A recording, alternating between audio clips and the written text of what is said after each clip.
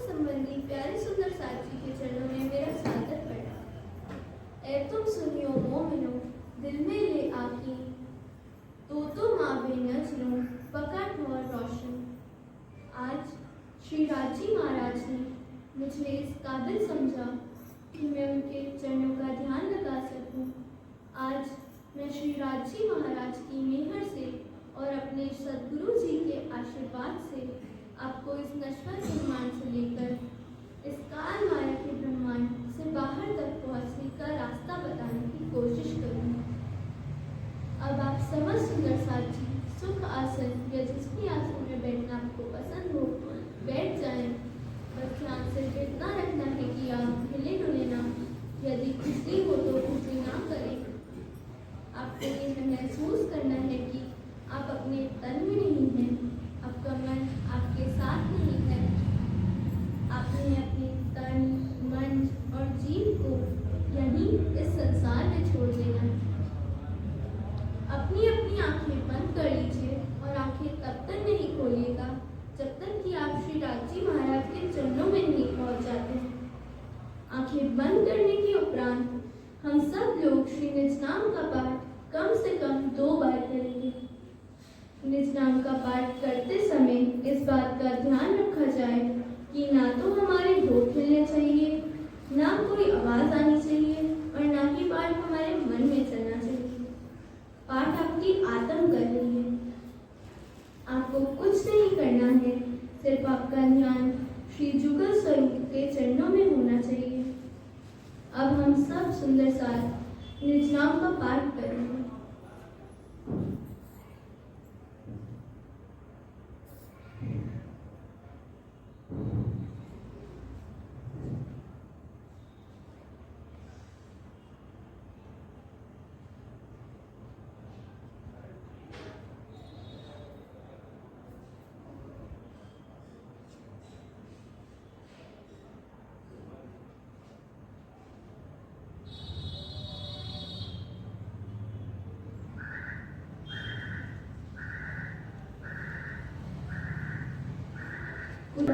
सद्गुरु महाराज का स्पर्श आपको अपने सर पर या आपको अपने सामने उनके बैठने का एहसास होगा। बस यही वो पल होगा जब आप अपना तन, मन, जीव, बुद्धि, अहंकार सब कुछ इस संसार में छोड़ देंगे। तब आपको किसी तकलीफ या शारीरिक उलझन का एहसास होना स्वतः ही बंद हो जाएगा। आपके अंदर से आपकी आत्मा सूक्ष्म स्वरूप धारण करेगी और आपके उस सूक्ष्म स्वरूप को थाम कर सद्गुरु महाराज इस नश्वर पृथ्वी लोक से बेहद भूमि की ओर लेकर चलेंगे। अब मैं सद्गुरु महाराज का हाथ थामकर उनके पीछे पीछे चलती जा रही हूँ। पृथ्वी लोक को पार करते ही सर्वप्रथम मुझे स्वर्ग लोक दिखाई पड़ता है। स्वर्ग लोक को देखती हुई मैं आगे बढ़ती हूँ तो मुझे मेहर लोक, जप लोक, तप लोक और फिर सतलोक दिखाई पड़ता है। मुझे नहीं पता कि इन लोकों में क्या होता है, क्योंकि मुझे तो इन लोकों में जाना ही नहीं है। मैं सारे लोक पार कर लेती हूँ तो मुझे ज्योति स्वरूप का ज्योति पुंज दिखाई पड़ता है। मैं घबराई हुई अपने सद्गुरु महाराज का हाथ थामे आगे चलती जा रही हूँ। इसके आगे मुझे शून्य मंडल दिखाई पड़ता है, जहाँ लाखों करोड़ों जीव शून्य मंडल में घूम रहे हैं। आपको अपने कर्मों के हिसाब से यहाँ से उसकी योनि में भेज दिया जाता है। एक बार को तो मुझे लगा कि मैं इस शून्य मंडल से कैसे पार हो पाऊंगी, क्योंकि चारों तरफ घना अंधेरा छाया हुआ था। ऐसे में मेरे सद्गुरु महाराज का मेरे साथ होना मुझे बहुत ही हिम्मत दे रहा था। सद्गुरु महाराज ने धीरे से मेरा हाथ थपथपाया और मुझे हिम्मत बंधाई। कुछ ही पलों में मुझे प्रणव ज्योति की झलक दिखने लगी। मैं सद्गुरु महाराज का हाथ थामकर उनके कदमों पर कदम रखती हुई आगे बढ़ने लगी। धीरे धीरे मुझे अक्षर का चतुष्पाद दिखने लगा। वहां प्रणव भगवान चिदानंद लहरी, सुमंगला देवी दृष्टिगोचर होने लगी।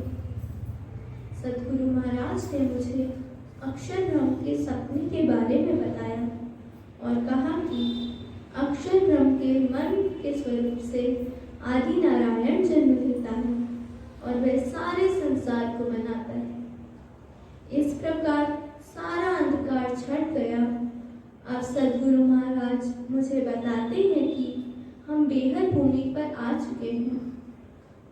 मैं देखती हूँ कि गहरे नीले रंग का आसमान दिखाई पड़ रहा है।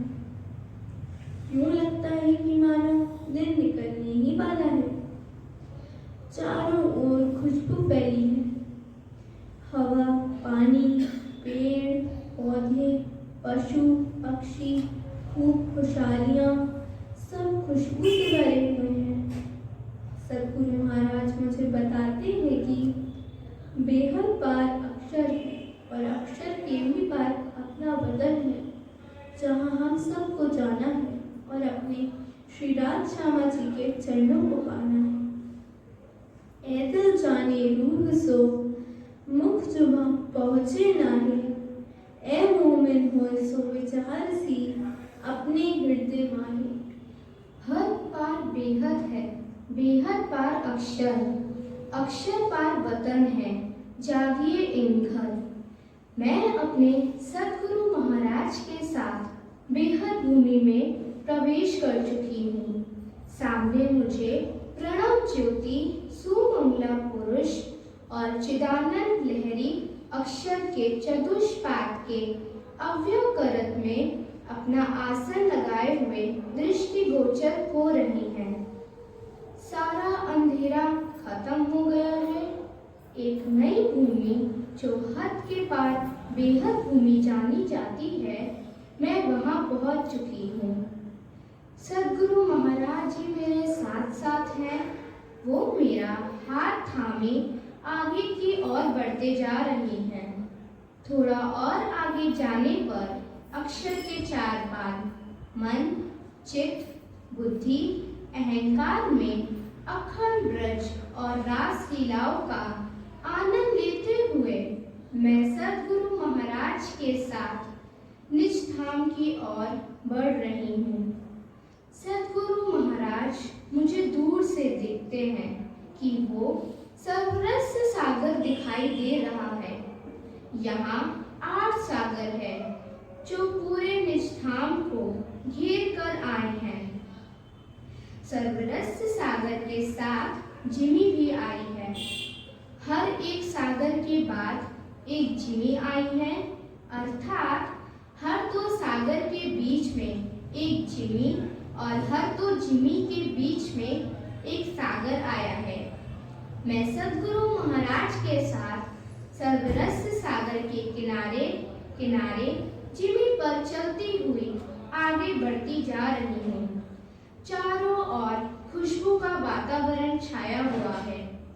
हर वस्तु, यहाँ तक कि पेड़, पौधे, मिट्टी, हवा, जीव जंतु, जानवर सब खुशबू से ओतप्रोत हैं।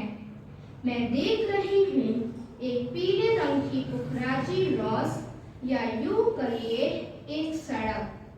परम धाम की भाषा में हम इसे पाल कहते हैं, आई है। यूं लगता है कि इस पाल पर पीले रंग का हीरा या हीरों का गलीचा बिछा दिया गया है। पीले हीरे की रॉस के दोनों ओर बड़ों वन के सुंदर वृक्ष आए हैं, जो अपनी डालियों से पूरे रॉस पर छाया कर रहे हैं। यह बड़ों वन के वृक्ष 5 भोम ऊंचे हैं। इन वृक्षों की छठी भूमि पर चांदनी की शोभा आई है। सुंदर साथ जी, आप इन बातों को महसूस करें और अपनी काल्पनिक शक्ति से देखना शुरू कर दें। धीरे धीरे आपको हकीकत का ज्ञान होने लगेगा। अब मुझे सद्गुरु महाराज बताते हैं कि सामने जमुना जी बह रही हैं। पीले हीरे की पाल के पश्चात वन रॉस आती है। वन रॉस की शोभा कुछ इस प्रकार है कि सारे वन रॉस हरे रंग के हैं। यूं लगता है कि हरे रंग का गलीचा पूरे रॉस पर बिछा हुआ है। यूं तो वन रॉस पूरी तरह पेड़ों की ढालियों से ढका हुआ है, परंतु जब हमारे सुखपाल आकर वन रॉस पर उतरते हैं तो वन रॉस स्वयं ही सुखपाल उतरने की जगह बना देती है। वन रॉस पर चलती हुई मैं आगे बढ़ती हूँ तो मुझे कमर भर ऊंची एक रॉस दिखाई देती है। कमर भर ऊंची रॉस के दोनों ओर सीढ़ियां बनी हुई हैं। मैं सद्गुरु महाराज के साथ सीढ़ियां चढ़कर रॉस पर आ जाती हूँ। रॉस पार करने के पश्चात पुनः 3 सीढ़ियां उतार कर मैं जमुना जी की जल रॉस पर आ जाती हूँ, जहाँ जमुना जी का जल मेरे पैरों को छूता हुआ आनंदित कर रहा है। जल रॉस, वन रॉस और पुखराजी रॉस तीनों का लेवल एक ही है। बस वन रॉस और जल रॉस के बीच एक कमर भर ऊंची रॉस आई है, जिस पर चढ़ने और उतरने के लिए सीढ़ियां बनी हुई हैं। अब जल रॉस से मुझे जमुना जी में प्रवेश करना है। यहाँ सद्गुरु महाराज मुझसे कहते हैं कि ऐ मेरी आत्म, अब मेरा काम खत्म हुआ। इसके आगे श्रीराज जी महाराज तुम्हें अपना इश्क देकर ले जाएंगे। मैं सद्गुरु महाराज के चरणों में प्रणाम करती हूँ और 3 सीढ़ियां और उतरकर जमुना जी की तहरटी में उतर जाती हूँ और तैरते हुए जमुना जी के उस पार पहुँच जाती हूँ। सुंदर साथ जी, जमुना जी में उतरने पर आपको घबराने की जरूरत नहीं है। यहाँ की हर वस्तु चेतन है। हर वस्तु में श्रीराज जी महाराज स्वयं बसते हैं।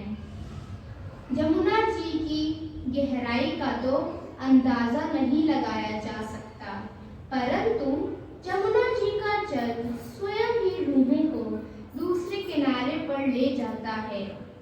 किनारे पर पहुंचकर मैं 3 सीढ़ियां चढ़कर जल रॉस पर आ जाती हूँ।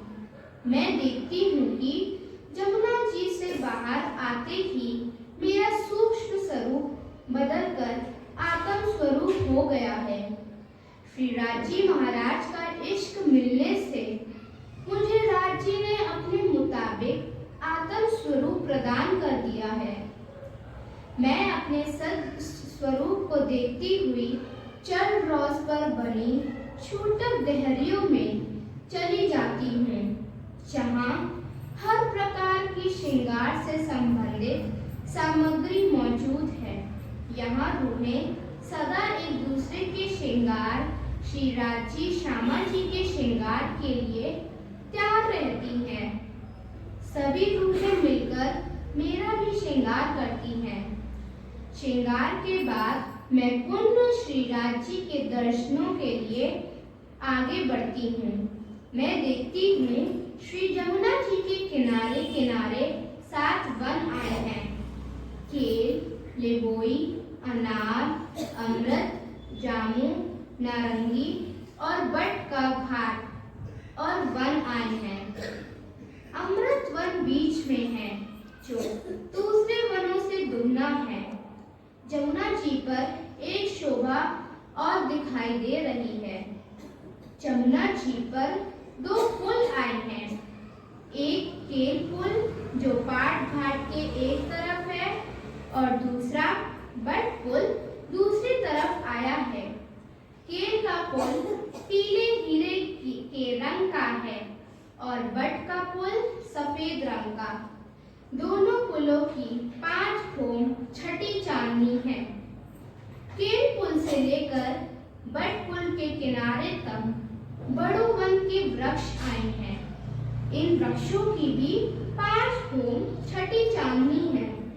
इसी प्रकार जमुना जी के दूसरे और भी बट पुल से केल पुल तक बड़ों वन के वृक्ष आए हैं।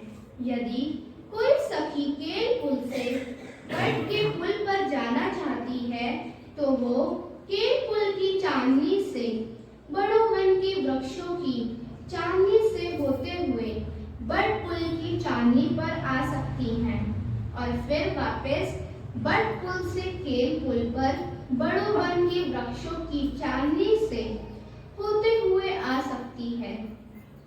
इस प्रकार केल पुल से बट पुल तक श्री जमुना जी की परिक्रमा लगा सकती है। इसी प्रकार केल पुल से 11 घरनालों की शोभा निकली है, जिसमें से 10 धाराएं केल पुल से बट पुल तक बह रही हैं। यूं लगता है कि एक जमुना जी नीचे बह रही है और दूसरे उसके ऊपर 10 धाराओं के रूप में बह रही है। यह शोभा बड़ी ही मनमोहक लगती है। इन सारी शोभाओं को देखते हुए मैं आगे बढ़ती हूँ। ठीक उसी तरह की शोभा जो जमुना जी के पूर्व में आई है, वही शोभा जमुना जी के दूसरे तरफ भी उसी प्रकार आई है। वही वनरॉस, वही पुखराजी पाल या पीले हीरे की पाल आई है। मैं पुखराज रॉस से चलकर अमृतवन के बीच से चांदनी चौक की ओर जाने वाली रॉस पर आ जाती हूँ। चांदनी चौक जाने के लिए क्रॉस पर रेलिंग लगा हुआ है। हुक्मे पर्दा उठाइया कर देहूं सब पहचान, तुम सो गौ से बैठ के दियोगी सब निशान। जो होवे अर्थ नजीक, खेल जो होवे दूर, यो करते छूटिया खेल नजरों, तो रूहे कदमों तले हजूर। मैं चांदनी चौक जाने वाली रॉस के किनारे कठेड़े के सहारे खड़ी हूँ। बहुत ही मंत्रमुग्ध होकर चांदनी चौक की निर्मल और अत्यंत उज्ज्वल रेती को देख रही हूँ। मैं देखती हूँ कि चांदनी चौक की रेती हीरे, मानिक, मोती, पन्ना जैसे जवेरातों से भरी हुई है। आंखें उन्हें देखकर चकाचौंध रह जाती हैं। सूरज की रोशनी भी उन जवेरातों के सामने फीकी सी लग रही है। मैं अपने आप को रोक नहीं पाती और रॉस से उतरकर अपने कदम चांदनी चौक की रेती पर रख देती हूँ। मैं देखती हूँ कि चांदनी चौक की रेती इतनी कोमल है कि मेरे चरण उसमें 3 इंच तक अंदर चले जाते हैं। इसी घबराहट में मेरा दूसरा पैर भी रेती में धंस जाता है। सारी रेती बिखर जाती है। हीरे जवाहरात जो रेती पर चमक रहे थे, वह सब इधर उधर बिखर जाते हैं। मैं घबराकर अपने दोनों पैर बाहर खींचकर वापस रॉस पर आ जाती हूँ और देखती हूँ कि रेती तो पहले के माफिक अपनी जगह पर आ जाती है और उसी प्रकार हीरे जवाहरात पुनः चमकने लगते हैं। यहाँ मुझे परम धाम की चारों विशेषताओं का पता चल जाता है। पहली विशेषता तो मैं पहले ही बता चुकी हूँ कि परम धाम की हर वस्तु, पेड़ पौधे, हवा, पानी, जानवर, पशु पंखी सब खुशबू से भरे हुए हैं। दूसरी विशेषता, परम धाम की हर वस्तु कोमल है। चांदनी चौक की रेती में मेरे पैर रखने पर मुझे जो कोमलता का प्रमाण मिला है, वह बखान नहीं किया जा सकता। तीसरी विशेषता चेतना है। परम धाम की हर वस्तु चेतन है, कुछ भी जड़ नहीं है। जैसे ही मैंने अपने पैर वापस रेती से निकालकर रॉस पर रखे तो रेती ने तुरंत ही चेतना दिखाई और वापस अपने स्थान पर ज्यों की त्यों आ गई। परम धाम में कोई भी चीज पुरानी, खराब या टूटती नहीं है। अगर मैंने किसी डाल से एक आम तोड़ भी लिया तो आम मेरे हाथ में तो आ जाएगा, पर उसी क्षण दूसरा आम वापस डाल पर भी लग जाएगा, क्योंकि हर वस्तु चेतन है और रूहों की सेवा के लिए बिल्कुल तैयार खड़ी है। और अंतिम विशेषता श्री राजी महाराज का नूर है, जो हर वस्तु में समाया हुआ है। ये नूर या प्रकाश रूहों की सेवा में बिल्कुल तैयार रहता है। इसी प्रकार परमधाम की चारों विशेषताएं खुशबुएं, कोमलता, चेतनता और नूर में आप समझ गए होंगे। अब मैं चांदनी चौक की रॉस पर चलती हुई रेती को निहार रही हूँ और आगे बढ़ रही हूँ।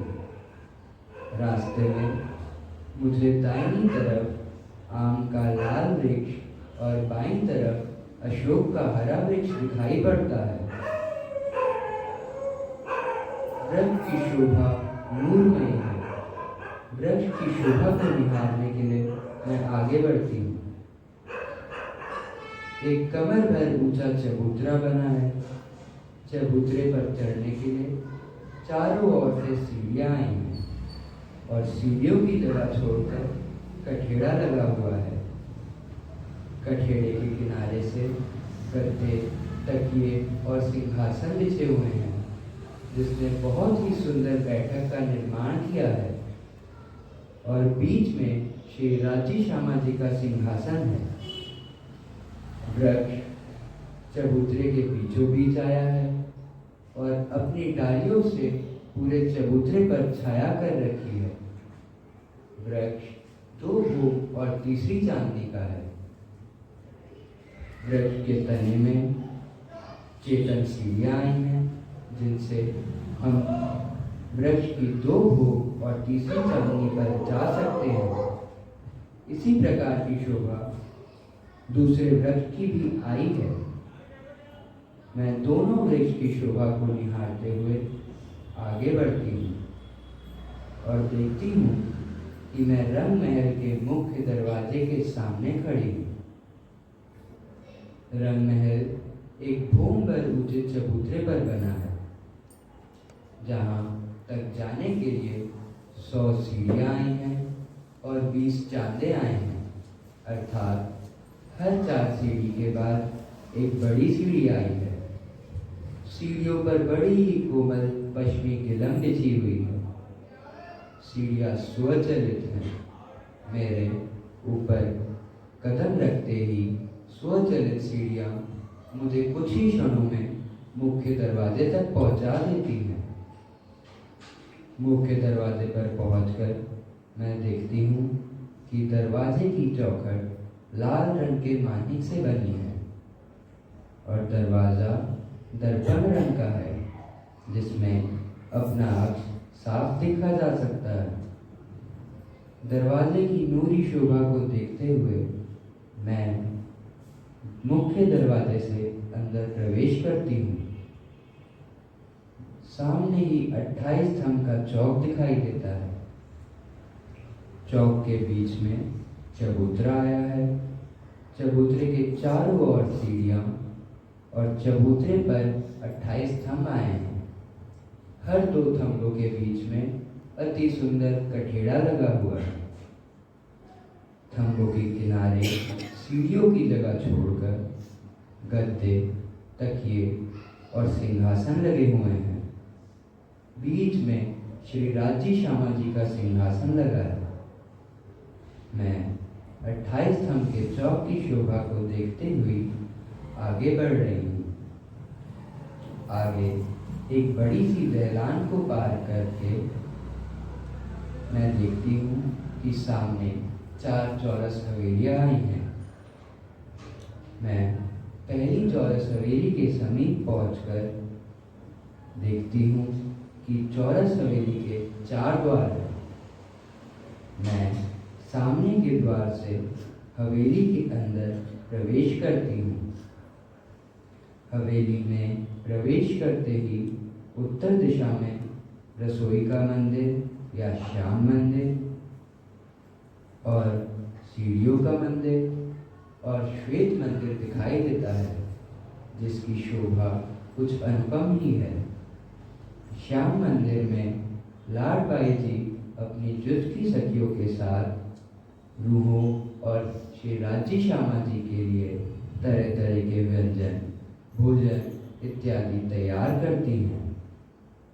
सीढ़ियों वाले मंदिर में चेतन सीढ़ियाँ आई हैं, जिससे हम इच्छा अनुसार नवभूम और रंग महल की तस्वीर आकाशी तक जा सकते हैं।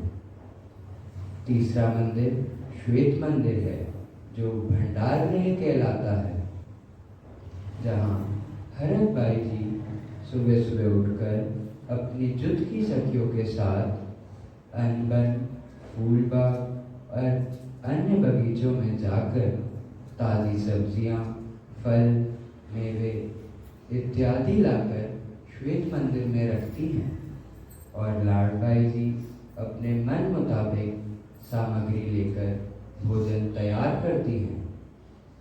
इस प्रकार पहली चौरस हवेली में 3 मंदिरों की शोभा श्याम मंदिर, सीढ़ियों वाला मंदिर और श्वेत मंदिर आई है। इसके बाद एक दहलान आई है, जहाँ श्री राज्य श्यामा जी और 12,000 रूहें एक साथ भोजन करती हैं। इसके बाद 3 और चौरस हवेलियाँ आई हैं, जिनकी शोभा पहली चौरस हवेली के समान ही है। घट बढ़ अर्थ में है नहीं, हक पूरन हमेशा, हक इश्क़ यो अर्थ में सब सुख पूरनता। जिन जानुए वर्णन करत आदमी का ये सब थे न्यारा सुभांजो अर्स अजीम में बका। मैंने 4 चौरस हवेलियाँ पार कर ली हैं। आगे मुझे 5वीं गोल हवेली दिखाई दे रही है। मेरी आत्मा की खुशी का कोई ठिकाना ही नहीं है, क्योंकि मैं जानती हूँ कि 5वीं गोल हवेली ही मूल मिलावा है, जहाँ श्री राज्य और श्यामा जी से मेरा मिलन होना है। मैं गोल हवेली, जिसके चौरस हवेली की तरह ही चारों दिशाओं में दरवाजे हैं, मैं सामने के दरवाजे से प्रवेश करती हूँ। जैसे ही मैं गोल हवेली में प्रवेश करती हूँ, मैं देखती हूँ चारों ओर नूर ही नूर बरस रहा है। पूरी हवेली एक तेज प्रकाश से चमक रही है। हवेली के बीच एक गोल चबूतरा बना हुआ है। चबूतरे पर जाने के लिए चारों ओर सीढ़ियां बनी हुई हैं। चबूतरे पर सीढ़ियों की जगह छोड़कर 16 थंब रत्नों से जड़े हुए चारों हिस्सों में आए हैं। इस प्रकार कुल 64 रत्न जड़े थंबों से चबूतरा सुशोभित है। मैं सीढ़ियां चढ़कर चबूतरे के ऊपर आ जाती हूँ। मैं देखती हूँ प्रत्येक 2 थंबों के बीच में पूरे चबूतरे पर सीढ़ियों की जगह छोड़कर अति सुंदर कठेरा आया है। चबूतरे पर पश्चिमी गिलम बिछी हुई है। गिलम के बीच में 1000 पंखुड़ियों का कमल का फूल बना हुआ है। कठेरे के किनारे किनारे गद्दे, चाकले और तकियों ने रूहों के बैठने के लिए बहुत ही सुंदर सिंहासन का निर्माण किया है। चबूतरे के बीच में श्री राज्य और श्यामा जी विराजमान है। राज्य महाराज का सिंहासन कंचन रंग का है, जिसके 6 पाए और 6 डांडे रत्न जड़ित हैं। एक एक डांडों से 10-10 रंग जवेरों के झलक रहे हैं। 6 डांडों पर 6 कलश और 2 कलश राजी श्यामा जी के ऊपर, कुल मिलाकर 8 कलश आए हैं। कमल के फूल पर 2 नूर की चौकियां आई हुई हैं। सर्वप्रथम मेरी नजर श्री राजी महाराज के चरण कमलों पर पड़ती है। मैं देखती हूँ कि श्री राजी महाराज ने अपना बायां चरण नूर की चौकी पर रखा हुआ है और दायां चरण कमल बाईं जांघ पर सुशोभित है। अब मैं श्री राजी के बाएं चरण के नीचे अपना दाहिना हाथ रखती हूँ, तो श्री राजी अपना दायां चरण कमल नीचे नूर की चौकी पर रखते हैं, जहाँ मैंने पहले से ही अपना बायां हाथ रखा होता है। इस तरह से राजी महाराज के दोनों चरण कमल मेरे हाथों में आ जाते हैं। अब मैं श्री राजी महाराज की शोभा नख से देखना शुरू करती हूँ। श्री राजी के नखों का नूर पूरी हवेली को चकाचौंध कर रहा है। कोमल चरण, कोमल तलियां, कोमल एवं अति उज्ज्वल एड़ियां, यूं लग रहा था कि मानो फूल की पंखुड़ियों को हाथ में ले लिया है। अब मैं श्री राजी महाराज के पैरों को और उनके आभूषणों को देख रही हूँ। श्री राजी महाराज ने अपने पैरों की कलाइयों में, जहाँ पायल पहनी जाती है, 4 आभूषण पहन रखे हैं: झांझरी, घुंघरी, कांबी और करड़ा। झांझरी में अति सुंदर घुंघरू, कांबी में अति सुंदर नक्काशी, घुंघरी में घुंघरू और करड़ा में रत्न जड़ित चित्रकारी की हुई है। यह चारों आभूषण राजी ने अपने दोनों पैरों में पहने हुए हैं। देखने में आभूषण बहुत ही भारी लग रहे हैं, पर यह श्री राजी महाराज के अंगों की ही शोभा है। रूह को जैसी शोभा अच्छी लगती है, राजी के आभूषण उसी तरह के हो जाते हैं। मेरी नज़र थोड़ा और ऊपर चलती है तो श्री राजी की इजार अर्थात चूड़ीदार पजामे पर नजर पड़ती है। केसरिया रंग की इजार में बेल बूटियां, फूल पत्ते कई रंगों के आए हैं। इजार के ऊपर सफेद रंग का बेल बूटियों से सुशोभित जामा राजी ने पहना हुआ है। कमर में एक नीले न पीले यानी हरे रंग का पटुका पहना हुआ है। जामे के ऊपर राजी ने आसमानी रंग की झीनी सी पिछोरी पहन रखी है। पिछोरी इतनी पतली है कि उसमें से इजार और जामे का सफेद रंग भी अपनी झलक मारता हुआ दिखाई दे रहा है। यूं लगता है कि मानो चांद को बादलों ने ढक दिया है। पिछोरी के किनार पर बेल बूटियां, छोटे छोटे नगों, हीरे, मानिक, मोती जड़े हुए हैं। अब मेरी नजर राजी महाराज के गले पर है। राजी महाराज ने अति सुंदर 5 हार गले में पहन रखी है। हीरा, मानिक, मोती, नीलवी और लसनिया के ये हार, जिनके बीच में दुगदुगी लगी है, राजी की गले की शोभा बढ़ा रही है। राजी महाराज के हाथ इतने नरम और कोमल एवं लाल सुर्ख हैं कि उनकी हथेली की रेखाओं को गिना जा सकता है।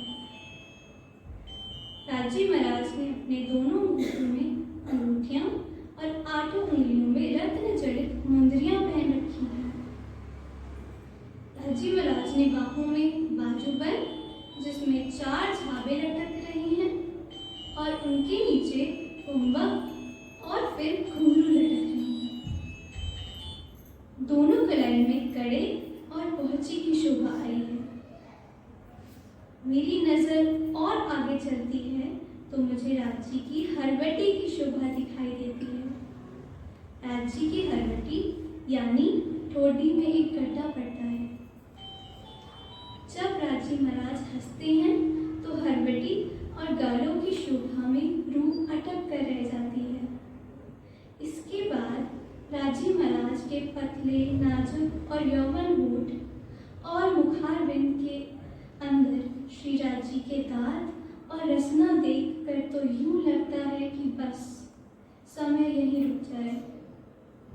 जब राजी महाराज अपनी नाजुक पतली उंगलियों से पान का बेड़ा मुख में रखते हैं तो उसकी लालिमा होठों पर, दांतों पर और रसना पर आकर रूह की धड़कन को रोक देती है। दांत यूं लगते हैं कि मानो माने की भांति चमक रहे हों। नासिका अति नाजुक और अति सुंदर है। नासिका के दोनों क्षेत्रों में राजी महाराज ने बेसुर पहन रखा है, जिसके नीचे मानिक का लाल नग लगा हुआ शोभायमान हो रहा है। नासिका के ऊपर चंदन की 2 रेखाएं माथे तक गई हैं और माथे के बीच में एक सिंदूरिया रंग का तिलक लगा है। गौर वर्ण और चौड़े माथे पर तिलक अति सुंदर और तेजोमय लग रहा है।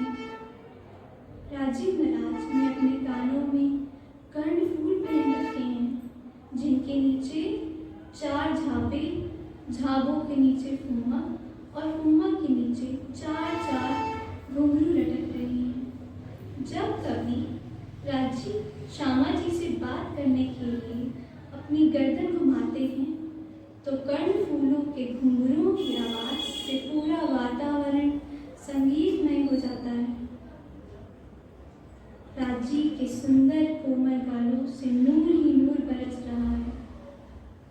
राजी के नेत्रों से जब मेरे नेत्र मिलते हैं तो मैं देखती हूँ कि राजी के नेत्रों से अपनी रूहों के लिए इश्क ही इश्क बरस रहा है। मैं इश्क लेती जा रही हूँ और राजी महाराज के नेत्रों से तो इश्क बरसे जा रहा है। मैं अपने अंदर इश्क भरती जा रही हूँ। नेत्रों के ऊपर पलकी और पलकों के ऊपर कमान की तरह तिरछी मोही तो रूह को वहीं रोक लेती है। जब राजी अपनी पलकें बंद करती हैं तो लगता है कि आसमान के तारे छिप गए हों, और जब पलकें खोलते हैं तो पूरी हवेली चकाचौंध हो जाती है। राजी का चौड़ा माथा और माथे पर घुंघराले बालों की हल्की सी लड़ी जो कानों को छूते हुए पीछे की ओर बंधे हुए हैं। बाल पूर्णतः इत्र में भीगे हुए हैं। बालों के ऊपर राजी महाराज ने केसरिया रंग की पाग पहन रखी है, जिसमें एक दुगदुगी और उसमें एक बड़ा हीरा जड़ा हुआ है, जिसकी रोशनी से पूरी हवेली चकाचौंध हो रही है। पाग के ऊपर एक कलंगी आई है और उसमें एक तुर्रा दाहिनी तरफ, एक बाईं तरफ और एक बीच में आया है। पाग के ऊपर एक छत्र आया हुआ है। अब मैं सारी शोभा को शिक से नख तक निहारती हुई अपने दिल में बसाती हुई राजी की आग, गौर वर्ण का चौड़ा माथा, माथे पर तिलक, कर्णफूल के घुंघरू, नेत्र, बाहें, नासिका बेसुर की शोभा, नाजुक पतले होठ, बाहों में बाजूबंद, कलाइयों में कड़े और पहुंची की शोभा, नाजुक पतली उंगलियों, दोनों अंगूठों में अंगूठियां, 8 उंगलियों में अलग अलग रत्न जड़ित मुंदरियां, गले में 5 हार, राजी का सफेद रंग का जामा, कमर में पटका, इजार और ऊपर से आसमानी रंग की पिछोरी, पैरों में झांझरी, घुंघरी, कांबी, करला और नूर भरे नखों को देखती ही जा रही हूँ। अब मैं धीरे से राजी के चरण कमल नूर की चौकी पर रख देती हूँ। महामत कहे मोमिनो, देखो अपना घर श्रीधाम, तुमको हक सुभान ने यही दिया काम। चरण धनी पेना छुआइयों के लाख तली लाल एड़िया मेरे जीव के ही जीवन। अब मैं श्यामा जी की शोभा को देख रही हूँ। श्यामा जी ने अपने दोनों चरण नूर की चौकी पर रखे हुए हैं। मैं श्यामा जी के नखों को निहार रही हूँ। मैं श्यामा जी के चरण कमल अपने दोनों हाथों में ले लेती हूँ। इतने नरम और कोमल पैर, लाल सुर, पाँव की तली इतनी कोमल यूं लग रहा था मानो गुलाब के फूलों की लड़ी को हाथ में लिया हुआ है। श्यामा जी ने अपने पैर के दोनों अंगूठों में अनबट और बिछुआ पहना हुआ है। पैरों की 8 उंगलियों में बिछिया पहनी हुई है। 10 उंगलियों से 10 पायल निकलकर झांझरी से बंधी हुई है। पायलों में मधुर आवाज करते हुए घुंघरू की शोभा आई है। पैरों के ऊपर श्यामा जी ने झांझरी, घुंघरी, कांदी और करला जैसे 4 आभूषण पहने हुए हैं। यह आभूषण देखने में तो बड़े भारी लगते हैं, पर यह सब श्यामा जी की अंगों की शोभा है। हाथ लगाए तो आभूषण लगे, पर शोभा अंगों की वैसी ही नजर आती है जैसी रूह उन्हें देखना चाहती है। श्यामा जी ने सिंदूरिया रंग की साड़ी, नीली लाही को चरनिया और शाम रंग की कंचुकी पहन रखी है। श्यामा जी के यौवन स्वरूप पर यह शोभा अति ही सुंदर लग रही है। श्यामा जी के गले में 7 हार हैं। एक कर्णसरी 5 लड़ी वाली चील की 5 हार, हीरा, मानिक, मोती, लसुनिया और नीली के और सबसे लंबा हार चपकली का आया है। 7 हारों के फूल श्यामा जी की पीठ पर शोभायमान हो रहे हैं। श्यामा जी ने अपनी पतली नाजुक उंगलियों में 8 जुदा जुदा रत्नों की जड़ी हुई मुंदरियां पहन रखी है। अपने दोनों अंगूठों में, एक में कंचन रंग की अंगूठी और दूसरे में आरसी की अंगूठी पहन रखी है। एक अंगूठी में आरसी मतलब आईना लगा है, जिसमें श्यामा जी कभी अपने श्रृंगार को भी देखती हैं या कभी कनखियों से श्री राजी बराज को भी देखती हैं। श्यामा जी की हथेली पर एक लाल रंग का बिंदा आया है, जिसे हथेली की सुंदरता और बढ़ गई है। कलाइयों में नव घड़ी, नव चूड़ी, कनकनी, पौची और बाजूबंद पहन रखी है।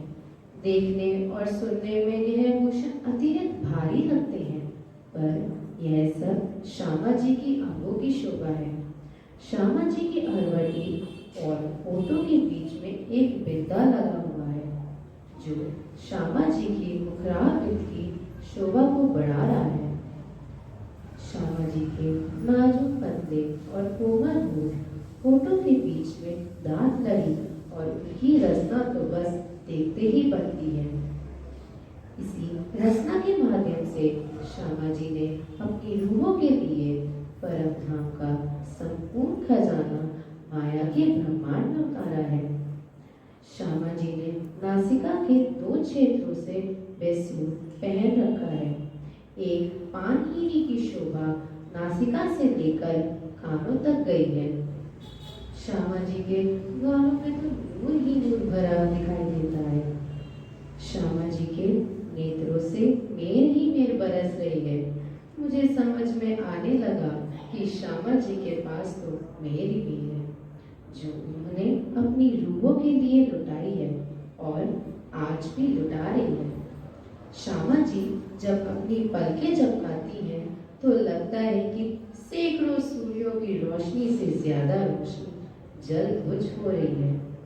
उनकी कमान सी तिरछी हुए तो मन को वश में कर लेती है। श्यामा जी ने अपने कानों में कर्णफूल पहन रखे हैं, जिसके नीचे 4 छापे, उनके नीचे ठुमक और फिर घुंघरू लटक रहे हैं। जब श्यामा जी रांची से बात करने के लिए अपनी गर्दन घुमाती हैं तो कर्णफूल में लगे घुंघरू पूरे वातावरण को संगीतमय बना देते हैं। श्यामा जी के माथे पर सिंदूरिया रंग के एक बिंदी लगी हुई है। श्यामा जी के बालों का तो क्या ही कहना, इत्र से भीगे हुए बाल 2 चोटियों के रूप में कमर तक लहरा रहे हैं। बालों के बीच निकली मांग सिंदूर से भरी हुई है। मांग से होते हुए एक टीका श्यामा जी के माथे पर लगी बिंदी को छूने की कोशिश कर रहा है। मांग से लगी हुई एक राखड़ी की शोभा जो माथे के दोनों तरफ आई है अति सुंदर लग रही है। उसके ऊपर श्यामा जी ने अपनी साड़ी का पल्लू लिया हुआ है। पल्लू के ऊपर एक छत्र की शोभा आई है। इसी प्रकार मैं श्यामा जी की शोभा को एक बार पुनः शिख से लेकर नख तक निहारती हुई अपने धाम हृदय में बसाने का प्रयास करती हूँ।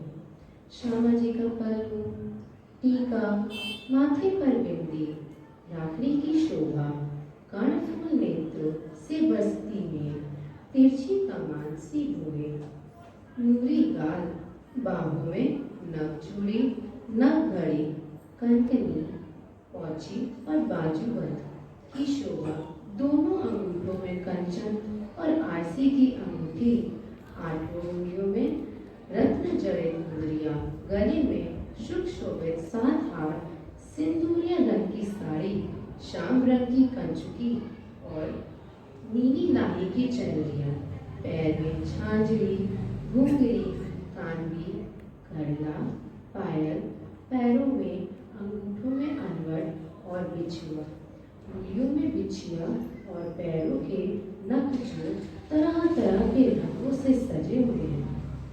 नरम कुंवलेरिया, लाल सुर्ख तरी वो देखते ही जा रही हूँ। मैं धीरे से उनके चरण कमर दूर की चौकी पर रख देती हूँ। अब मैं वापस जाने के लिए खड़ी होकर चारों तरफ देखती हूँ तो पता चलता है कि सारी रूहें अपने सिंहासन पर बैठी हैं और एक टक श्री राजी महाराज के नैनों में देख रही है। मैं अपनी परात्मा को भी वहाँ देखती हूँ। अब मैं श्री राजी महाराज और श्यामा जी से इजाजत लेकर वापस चलती हूँ। गोल हवेली से बाहर आ जाती हूँ। सामने 4 चौरस हवेलियों को पार करते हुए 28 थंब के चौक में आ जाती हूँ। मुख्य दरवाजे से बाहर आकर सीढ़ियों पर खड़ी हो जाती हूँ। कुछ ही पलों में चेतन सीढ़ियाँ मुझे चांदनी चौक के द्वार पर उतार देते हैं।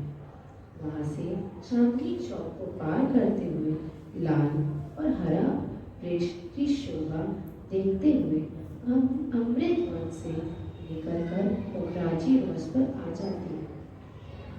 वहाँ से वन रोज होते हुए कमर भर ऊंची पाल पर आकर 3 सीढ़ियाँ उतरकर जल रोज पर आ जाती हूँ।